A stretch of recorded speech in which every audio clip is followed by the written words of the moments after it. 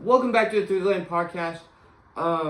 So I know I said we were going to be in the studio. There's issues going on with the studio. I'm having, I can't even, struggle to get in contact with them, with the professor to let me use it. So we're in here today. Another delay for another delay for the debut of my co-host.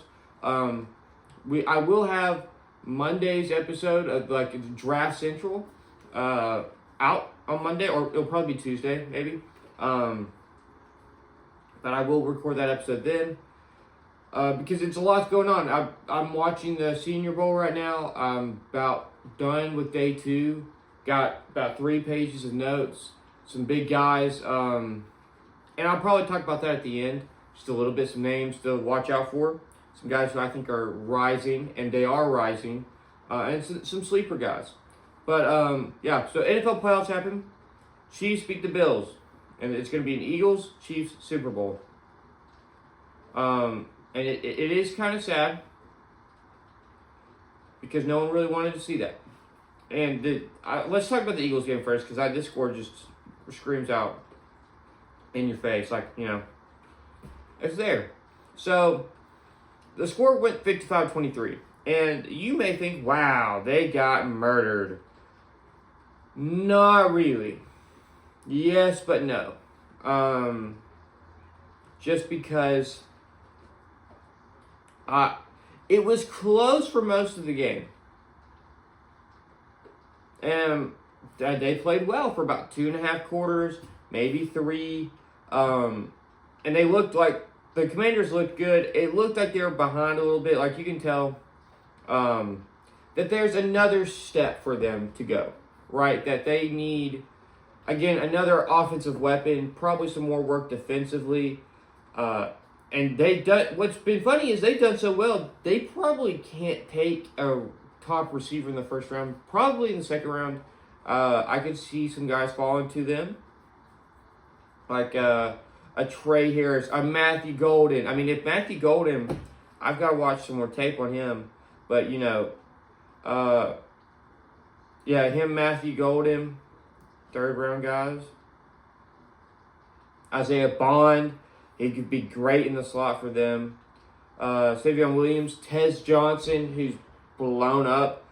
Kyler Williams, Jared Besh, Jack Besh, I think.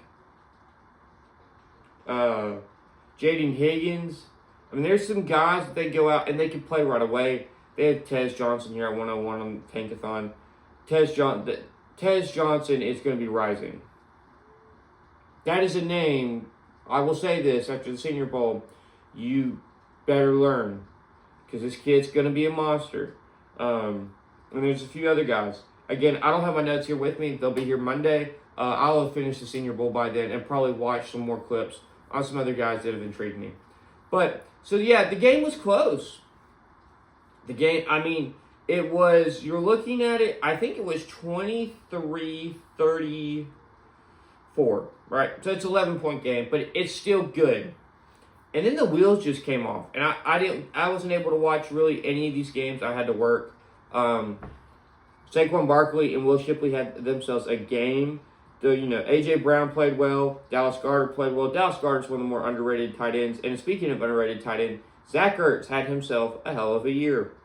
And I'm going to do all NFL teams probably after the Super Bowl. And then I'm going to do my reward release. I don't even know if I'm going to do award release. But, Zach Ertz had himself a great year. 66 catches, 654 yards, 7 touchdowns. That was his highest total since 2019 when he was with the Eagles. And that's his most receiving touchdowns since 2018. He looked like the top-notch guy that we thought he was. And he dealt with some injuries in Arizona, so I think he could have probably put up better stats. Last year in Arizona was just not that good. I think at one point he was back with the Eagles.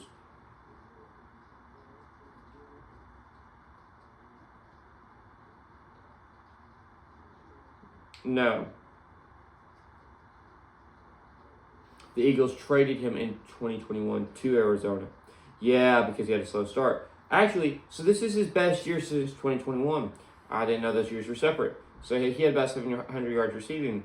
But I mean, Zach Ertz has been, I wouldn't say Hall of Fame tight end, but a pretty darn good tight end. But man, he played well. He had over 104 yards receiving. I can back up all the way on here. But you could just tell, I mean, the dominance, the physicalness, I mean, this is like SEC football with Philly. They lean on you, and you saw in that fourth quarter, that Commanders defense, because I have watched a little bit over, was tired. And just got gassed. And, they couldn't stop the run. The secondary, I think Marshawn Lattimore just started playing a few games ago, so he still got to work in to that group. But, also, this defense for Philadelphia, and I want to talk about the Super Bowl matchup here in just a second, and we'll focus more on it next week after the Pro Bowl. And we'll speak about the Pro Bowl that week too. We don't really speak about it. But, I mean, you look at it, Noah Smith had a sack, Jordan Davis had a sack, Orion Burks had a sack. They played, I mean, they're a suffocating defense. Quinyon Mitchell, who I think is a top 10 corner already in the league, I think should have been DPOY, had a pick. I mean, this guy has been a lockdown corner already, and it's crazy because, you thought Cooper DeJean. Quinyon Mitchell's another guy who had a great week at the Senior Bowl last year. But, I mean, this is a team that is deep. I mean, Jalen Carter played the whole game, only recorded 2 tackles. You have Josh Sweat still, who was, I mean, I don't think he put up big stats. He had 8 sacks. It's like, no, that's nothing to scoff at. But he's not putting up the 11 sacks he put in the year they went to the Super Bowl. The last time they were in the Super Bowl. But still, I mean, this is a group that is suffocating. I mean, they just harass you all game long. They were harassing Jaden Daniels. And it's one of those things, and I like this. I think you can just take away an offense just with your front seven. You just need maybe an average of secondary because you can just suffocate it and you send everything away. I mean, you pretty much force quick throws because you can't hold it up. You take out the run. I mean, they pretty much did take out the run. Brian Robinson did not run the ball well. Austin Eckler didn't run the ball well. Jaden Daniels did. Jaden Daniels played like a dog. And so did Jalen Hurts. Jalen Hurts played well. It's a shame. I think the Commanders need some more work. I think they need another receiver bad. Maybe they need a number 1 edge. And great news. There's a sheesh ton of them in this year's draft class. I mean, holy cow. Looking at this here, I mean, they can get a lot done.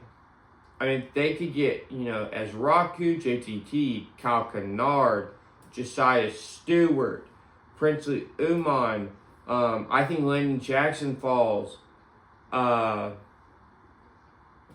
don't have my notes, so I can't really, But there's a lot of dudes that are going to be in this draft class. We're like, you know what? They can go fix that defensive front with it.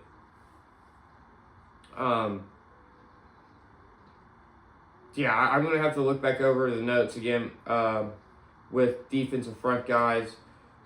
I mean, Landon Jackson, you probably take and he'd be solid, but they need another edge. They need another edge. The glaring need, though, is receiving, and then you go pass rusher. Maybe they go out and get Hassan Reddick, but I like what the Commanders did. This game was not a blowout, beat down till that fourth quarter, and then the wheels fell off. And you can tell this team got tired.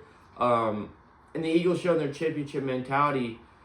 I mean, they blew through. Now with the other game, and this game was interesting, my bias aside. That Andy Reid's probably the best offensive mind ever. And, I mean, we saw it. I mean, the way he's scheming up plays, 2 tight ends in the backfield. Isaiah Pacheco is not running the ball that much anymore right now. It's more Kareem Hunt. Kareem Hunt, remember, he got originally drafted by Kansas City, right? And injuries have limited Isaiah Pacheco. I saw something where he could be a potential cap casualty, and that would be surprising. But Kareem Hunt, I mean, he ran for 728 yards. His average 3.6 yards per carry was not great. and it's been down since, 2021? Yeah. And that year he got hurt, so, yeah. So, of course, it's been down. His usage has been down. I mean, this is his most yards since 2020. But, I mean, he showed kind of that same burst.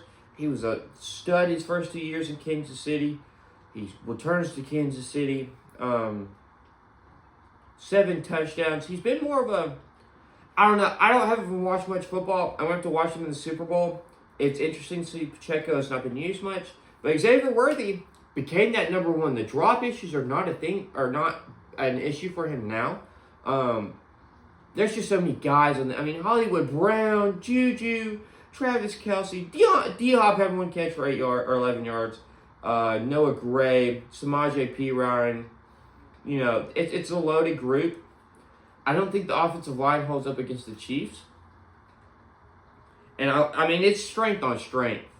Really, you've got that good front 7 of the Chiefs against that good front 5 of the, Eagles. I mean, probably the best offensive line in the NFL with the Eagles. But the Bills, again, I think they're just a year of development away. They needed a number 1 guy. Keon Coleman disappeared. He dealt with injuries all year. I mean, that was kind of his thing in college. So, I think, they'll need that to keep... They need him just to keep working, keep getting better. But, Khalil Shakir looks like a good number 2. Matt Collins looks like a good number 3. Amari Cooper, if they bring him back, I think he's still under contract, will be huge. He finishes number 2, number 3, help bring along Keon Coleman. But, man, they just need some more work. And defensively, I think they need to redo the defensive front. They need more secondary depth. This was an issue last year. They lost Johnson and Khalil Alam came in, and they were just going after Alam. And it's been a thing since his rookie year. He's just not there. It's a shame. I mean, he gets picked on when he's on the field. They try their hardest not to put him in the game. But I think Cole Bishop was already pressed into action. Taylor Rapp was out. Yeah, I think Cole Bishop was starting for Taylor Rapp. So they were out of, they were pretty much out of it. And then Terrion Johnson went down. Cam Lewis was playing a good bit. But, they just needed more.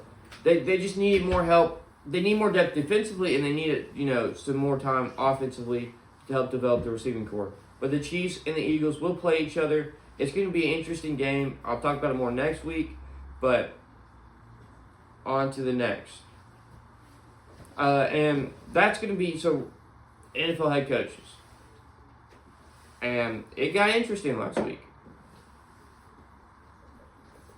With the whole Liam Cohen thing, and he then embarrassed himself badly. Really badly.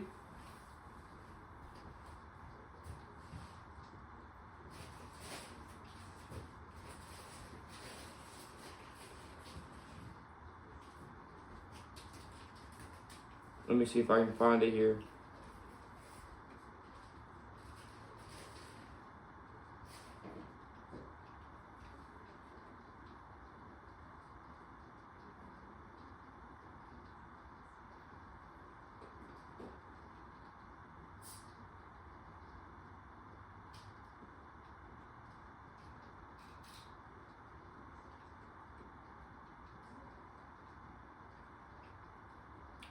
Crap. I literally had this up. Accidentally deleted it.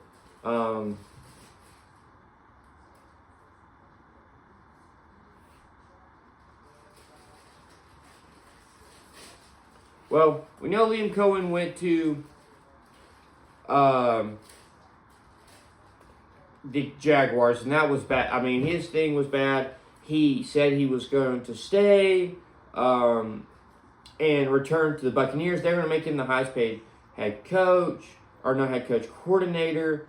And then he was like, yeah, I'm coming back. Pulled his name out of the drawing for the Jaguars. And Jaguars fired their GM. And then what happens is he didn't Goes to the Buccaneers, says his son's in the hospital. We don't know. That's alleged. We don't know what happened. And then he goes and he's next then spotted in the Jaguars facility, and he signs the deal. Big reports come out. He's never been anywhere for more than 2 years. He was only at the Buccaneers for a year, and then he does the Duval thing, which was just bad. I mean, bad. So it just did not work out well. It doesn't look good so far.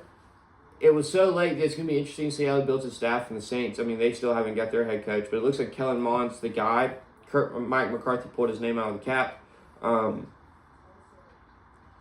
the Liam Cohen hire was just messy. I mean, it was messy. Messy. So, it's going to be interesting. He's a good offensive mind. He's not Ben Johnson. I think he's kind of overhyped. I think the Jaguars wanted another offensive mind because of the Trevor Lawrence thing. But, they got it. I just don't think it. I'm not a fan of the move. I think that Kellen Mond would have worked better. Not Kellen Moore. Kellen Mond's a quarterback. I think Joe Brady, Todd Monken, all three worked better because they have more experience than Liam Cohen. Liam Cohen's bounced from, the Kentucky, the Rams, to the, Kentucky, to somewhere else, and then the Buccaneers. I think back to the Rams, and then the Buccaneers, and now he's at Jaguars. It's a bit of an issue. But, big one, Bears hired Ben Johnson. Highest paid, I think, head coach. And that's a steal. I think they're going to be really good. And he's already, assembling a great staff. Dennis Allen's the defensive coordinator. And Dennis Allen's a great defensive coordinator. Should never be a head coach again, but should stay as a DC. Kind of like Matt Eberflus. But, it's a great hire. That division is going to be stacked. It's going to be really good. Dallas Cowboys. And, man, this was, I think, outside of the Jaguars and Saints thing, this is the worst. Brian Schottenheimer was hired. He was a former, I think, Falcons, and he was Georgia OC. He was the OC when Mark Richt got fired. And it just didn't. He's not had a great offense. He's never had a great offense. I mean, they've always been in the back half of the 20s. It's just never been good.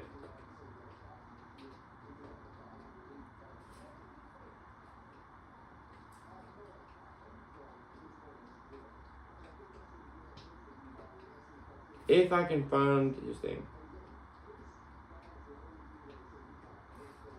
He has been at the Cowboys, but he has no head coaching experience. His dad is a not Hall of Famer, but one of the greatest head coaches to ever do it. He's 51. It just the offense hasn't even been good since with him there. It's been underwhelming since he's been there. It's just not a great hiring. I think he's set up to fail. I think he's set up for, he'll be there for a year. Most likely get fired if they do bad. Because Jerry's going to work on Dion or another coach, Mike Tomlin. Kevin O'Connell's been extended, but it's not a good hiring. I don't like it at all. There's not much to talk about. I mean, the dude's been buns since he got there. I mean, the dude has been like hot garbage. So it's just the name. They were a top 5 offense in 2023, but they struggled last year. And the year before, they had, Tony Pollard. Again, without a running back. They also had, a better offensive line. I just didn't. This year, if they would have promoted him after 2023, okay. This year, with how bad the offense was, I just don't like it. Jaguars, we've already gone over the Liam Cohen hiring. Vegas hired Pete Carroll. I think that was a fantastic hiring. It's a shame that Antonio Pierce got fired, but as the year went on, the team just got worse and worse. So Pete Carroll's going to be good. And it makes it interesting. Are they going to go out and get a veteran like Russell Wilson or Geno Smith? I think the Geno Smith overhype starting to get a little too much. But I think if they were to go get Russell Wilson and draft Jalen Milroe in the second round, that'd be fantastic. Because you get a guy built like Russell Wilson to sit under Russell Wilson for a year, a wonderful quarterback, and Pete Carroll. And then Pete Carroll's going to build him a good system, and they're just going to be able to build around him. He's got a great security blanket in, Brock Bowers. They go out and they get, McMillan, or they go out and they trade back a few spots and get Luther Burden. I mean, I love the hiring, and it puts them in. They're a few moves away from, I think, doing what the Commanders did. I mean, this is a solid team. Patriots hired Mike Vrabel, another great hiring. They brought back Josh McDaniels to serve as the OC and Terrell Williams to serve as the defense coordinator. I love this hiring. Jerod Mayo was weird. I don't know. Everyone wanted them to go after Mike Vrabel beforehand because he's part, Patriot way. He did that, the culture. Mayo didn't do that. Mayo's attacking, his players and his coaches during post conference interviews. Mike Vrabel's going to be a dog, and it's going to be, I think they did a great job with it. I love they brought him in, and it's going to be interesting to see what they do. Saints. Kellen Moore is the main guy with what's his face. McCarthy pulling his name out. I still would like to see Joe Brady get interviewed, see what they do, but this Saints job, I think, probably the worst job just because they're $56 million over the cap, so they're going to be cutting people this year. So you're going to be with another team that sucks.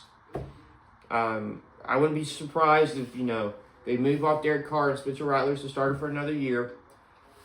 But, it's rough it's going to be rough for a first-time head coach.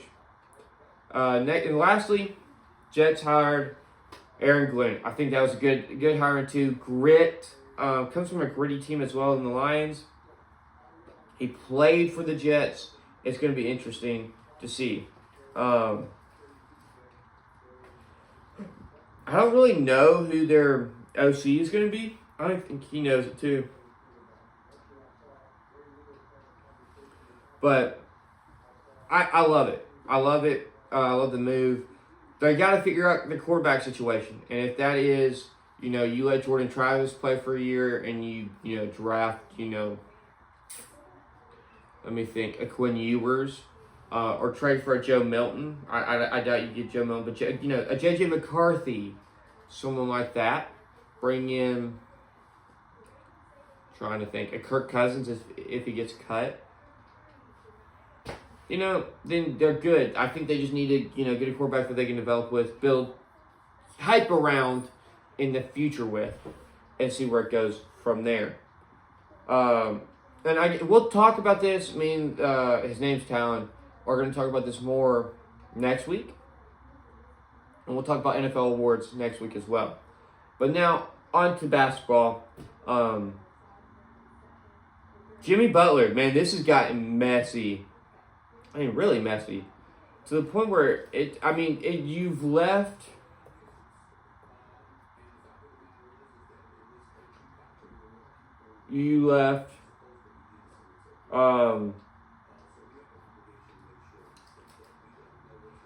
I said a brain fart.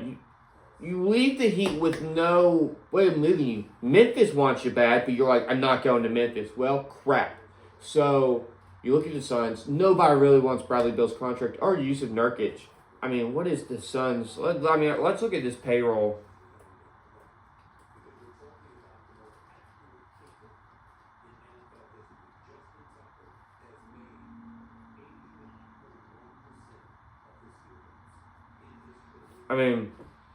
Bradley Beal's making $50 million a year. Nurkic is making 18. It's just stupid. It's going to be hard to move off of him. Nick Richards looks great for the Suns. Fantastic. I love what he's done. It's really helped galvanize his team.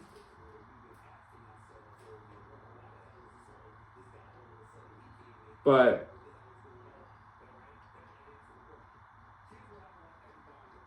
There's a lot of cap holds. It's just going to be interesting. I mean, the Warriors came up as a top person. The Pelicans did. If the Heat brought in Zion, that'd be hilarious. It's going to be interesting. And this weekend is the trade deadline. So Friday's episode will be about the trade deadline too, and it will probably be just about the trade deadline as well. There may be another episode just about the trade deadline myself. I don't know. We still got to figure out how everything's going to roll. But yeah, the Jimmy Butler, I mean, he's suspended again. I mean, it's gotten nasty. He's not happy to be there. He's suspended indefinitely till they can trade him. Who knows when they can trade him? The deadline is like Thursday. So it's gotten ugly. And it's gotten ugly fast. And I hate it for the Heat because, I mean, they had so much going towards them. They missed on the Terry Rozier trade. And now he's getting investigated for gambling, which just makes the matters worse. Khalil Ware looks great. I haven't done an NBA rookie ranking in a while. I will probably work that out next week because, I mean, he's now the favorite. Him and Zachary Richardson, because, you know, Jalen Johnson's out for the Hawks. Richardson, not going to get more shots. He had like 30-something points last night. So, the Heat are it's just a terrible spot to be in. For the Heat, it just doesn't look... It just doesn't look good. And then you got the De'Aaron Fox. That's a messy time. De'Aaron Fox looks to... A report came out said that he requested to be traded. And then he's like, I didn't do that. But there's talks of him getting traded. The Spurs are the number one target. I did a draft or trade thing for it.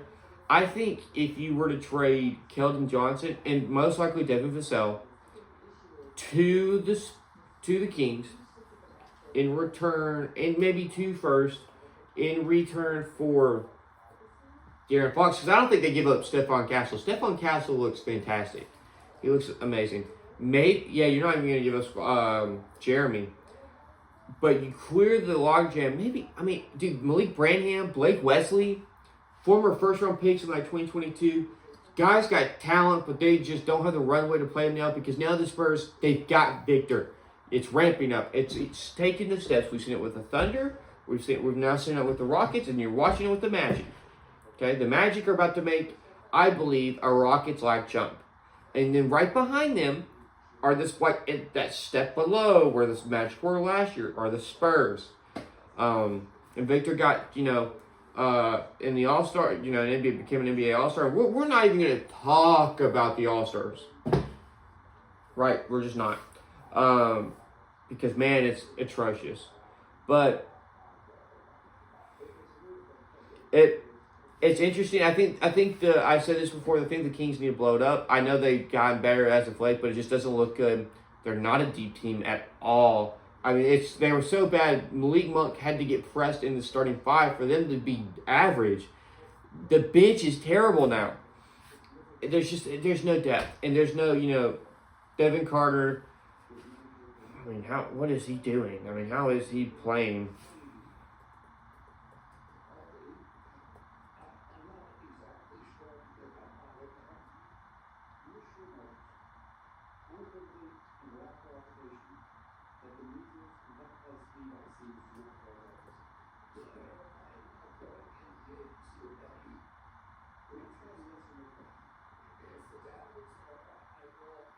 But 12 games, 10 minutes, 31% from the field at 3.6 points. Yeah, it's just not looking good.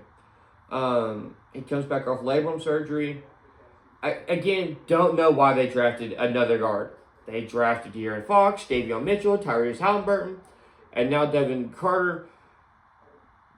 And they've been playing Devin Carter at like the 3 at times.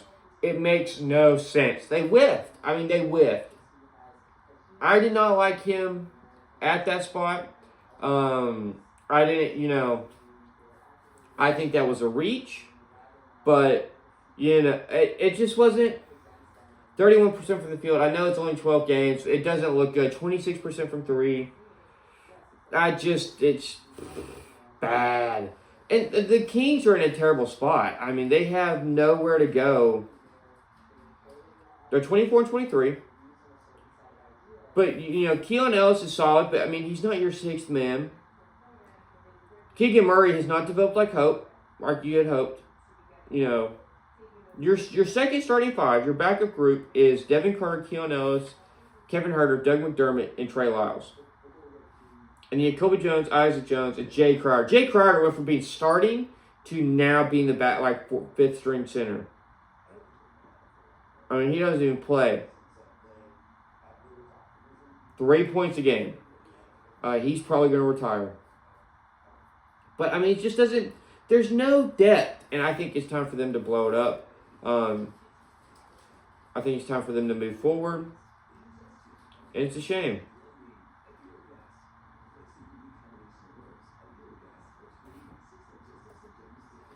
But, again, it is what it is. Yeah, the trade's going to be interesting. I might make 2 episodes Monday. And it just be draft one, NBA deadline another. I've kind of fallen away from the NBA hype. I'm more drawn to the NFL draft right now. So we'll see with that. Maybe there's an episode like Thursday I come out with, or I do one Thursday. And it's a special. I think the deadline is on Thursday, so it'd have to be Monday. Maybe tomorrow I film it, because I'm off tomorrow, and I'm just gonna be watching film and doing some homework tomorrow. So probably be what the move is forward with that. But yeah, so I have a thing on here, 2 NBA teams that surprised me too, that disappointed me. An NBA team that's disappointed me have been the Pelicans. I mean, it's about injuries. A team that has surprised me, a team that I'm disappointed in is the Warriors. A team that surprised me has been the Pistons, being that good, 23-24 already. I mean, holy cow. The Sixers have disappointed me as well, and that's just the East. I mean, yeah, the Spurs I'm happy with. But the Timberwolves have disappointed me too. I know they're 27-21, but they made it to the Western Conference Finals, and they look nothing like that team. And maybe the greatest thing to happen for them was Julius Randle going down. Because, man, it was he's just not doing it. He's not doing it. The Lakers are 27-19, but I just don't buy them at 27-19. I like the Mavericks, who've been ravaged by it. Centers, they've just lost. They're down to their second string center and their fifth string center.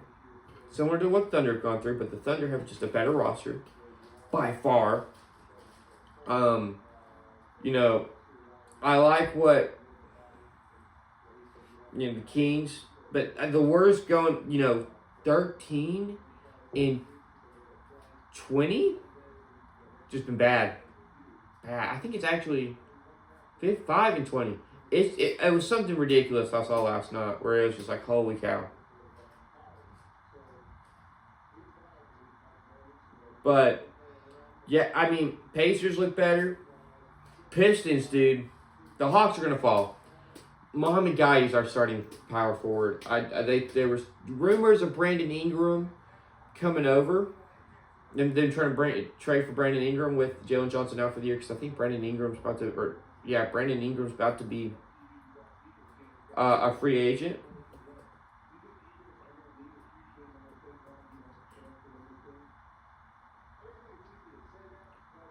Let me look here.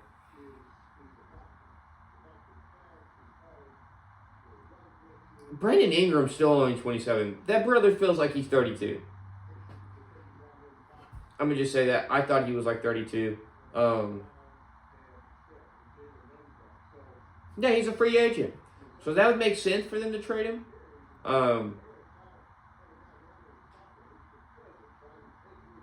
He came over at 23. It is crazy how young he is. You'd have no clue. But yeah.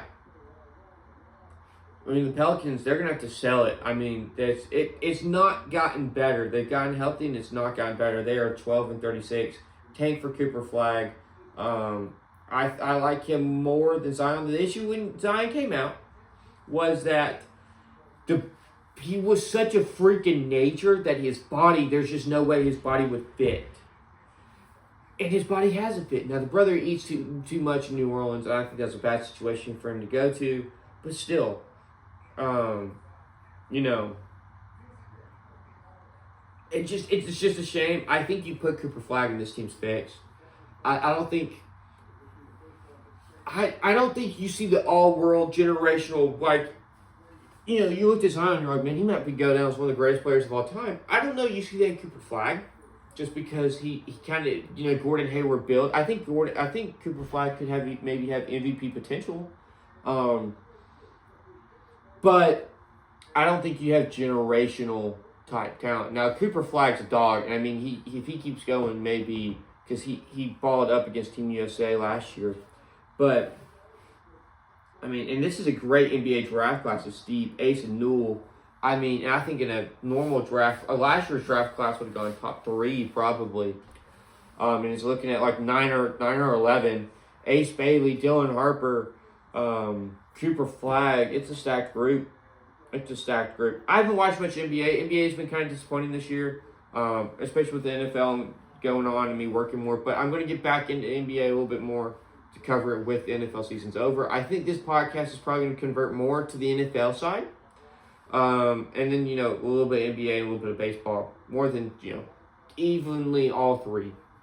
But, yeah, I said I was going to do this to the end of the episode. I'm going to do it. I'm running short on time. Another short episode. And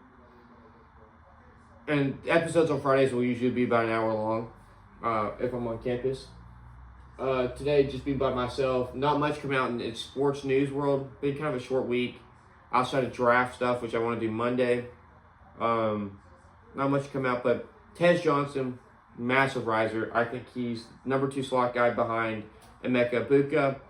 Gray Zabel has had a fantastic rise. He can play. He's listed as a tackle, but his arms are too short. He's great at guard and he's fantastic at center. He's going to be around there. I think he's a top 2nd round pick. You're going to look at the Patriots and the Bears, both teams need massive offensive line help going there. I think the Patriots should target receiver help in the first round. Bears, I mean, if they go out and get a tackle and you go get an interior offensive lineman, you know, go get Gray Zabel, the problem's fixed. But I think he fits the Patriots more. I think the Bears probably, I mean, the defensive end class, Mike Green, I had him as a 2nd round pick because I viewed him as just Marshall team. Watching him maul Josh Connery and do his work over this season, over the few days, I think that's 1st round pick. Probably going to the Lions. I have Landon Jackson falling. It's a stacked tackle group. Watching Wyatt Williams practice, they moved him in at guard. I think he looks better at guard. Elijah Arroyo looks great. Terrence Ferguson looks fantastic. I think Jackson Dart and Milroe are now down to the 2 that battling out for QB3. I think Marcus Bowe, probably looks better at guard. 2, there's going to be a lot of tackles that you thought, starting this process, starting out tackle, moving to guard. Wyatt Williams looks better at guard. Bowe looks better at guard. Irsay needs work. Josiah Stewart looks like a dog. Jackson Slater looks like a great backup center. Jonah Moheim is going to be a late round steal just because of, he's got a very high floor. He's going to be a dog. He's going to be a starting center in this league. I think Gray Zabel as well. I think Gray Zabel would work fantastically with the Patriots. But, yeah, I'm trying to think here. Ezra Raku is a 3-4 outside linebacker only, I believe. Jared Bash has risen his stock up, I think, receiver-wise. The running back's not really. We kind of know you're gonna get. It's mostly the offensive linemen and defensive linemen that you wanted to look at. Deion Walker is tall, but just stands straight up, and it's rough. It's tough. Josh Connery, I had him in the second round. I believe he'll win the first round. I have a mock draft come out this week too, after I finish all the Senior Bowl stuff and I had the episode.